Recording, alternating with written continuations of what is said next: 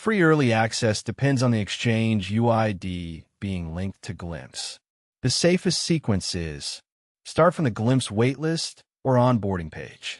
Choose 2-bit or Bybit. Open the exchange through the Glimpse link. Create the trading account. Complete any identity or product checks the exchange requires. Then copy the UID from that same account. That UID is what Glimpse reviews. Do not create the API key first. Do not use a random account and hope it attaches later. Do not switch accounts halfway through setup. The UID used for review, the UID that creates the API key, and the UID that will run the desk should all be the same account. If you already have an exchange account, use it only if the exchange can attach the Glimpse code to that existing UID. If it cannot, the clean route is creating a new linked account or choosing paid plan notification instead.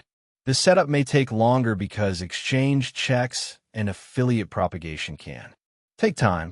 That delay is normal. The goal is not speed. The goal is a clean, eligible connection.